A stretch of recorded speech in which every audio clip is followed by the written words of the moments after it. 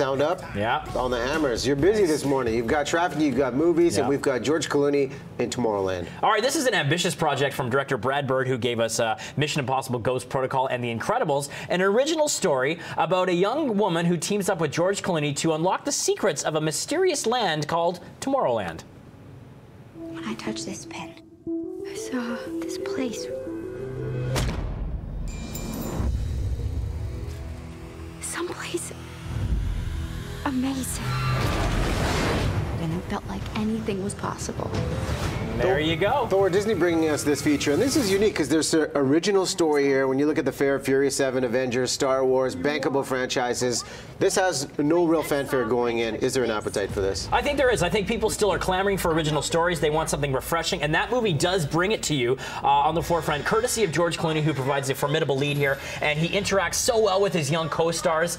There's Matthew McCall, a Canadian actor who's in the film as well, and we had him on BT a couple of weeks ago. The effects are dazzling. There are a lot of great chase sequences. It does get very expository, though, and quite talky, so it is a family movie, but I would say young kids may be a little bit bored with some stretches of it, and it is an ambitious story. As I mentioned, Damon Lindelof, the brainchild behind Lost, is a co-screenwriter here. That's where it falls victim to a little bit of problems when it comes to really getting the message across. It gets a little bit preachy and convoluted at times, so I felt at times the screenplay bit off more than it could chew, but I really found this interesting because it was not a reboot, it was not a sequel, so it's got a very cool mystery, wrapped around the story. You never quite know where it's going till the end. Do you think this is a breakout party? I mean, we're looking at Clooney on screen, but a breakout party for local actor Matthew McCall. Will we see more of him? I hope so, yeah. Matthew McCall has a couple of scenes in the film. He's very effective as this evil robot leading these guys, trying to track Clooney down. Hugh Laurie's also very effective in the movie, and Britt Robertson is the lead here. She's great. There's also a young British girl in the film who's fantastic. She's only in a few scenes, and her role should remain a mystery until you go see this film. The audience was applauding at the end, and I saw all kinds of different age groups. So this is a refreshing throwback in the Disney sort of theme of things to really bring science fiction, empowerment, and the fighting for our future and our place in the world to the forefront of the sort of North American psyche when it comes to entertainment. Although at the end does get a bit preachy, so it's a lovable movie, even though it does have some flaws. But I can overall recommend this film. How many hammers for Tomorrowland? I'm going to go 3 out of 5. This was a respectable film, despite a couple of problems, a little bumpy narrative road along the way. Okay, next one. Kristen Wiig, fans of Kristen Wiig, welcome to me. Braun Film Studios here in BC produced this one. Tell us about it. This is a trick. Oh, I should mention as well, a lot of Tomorrowland shot in BC, so some beautiful vistas showcased there.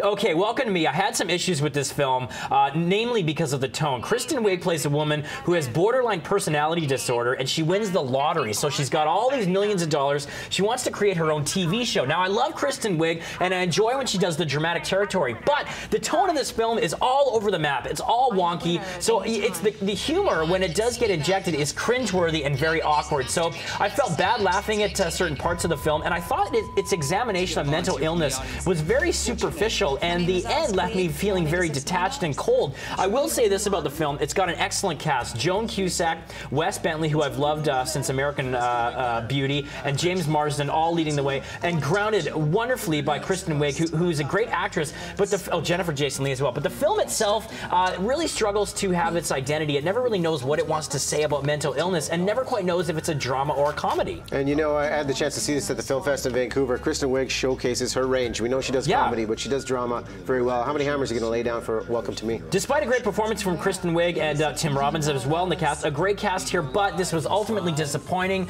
left me unsatisfied, and really didn't know whether I should laugh or sort of be disturbed. I'm going to go 2 out of 5 for Welcome to Me. So Tomorrowland, Welcome to Me. You have some options at the box office this weekend. Nice work.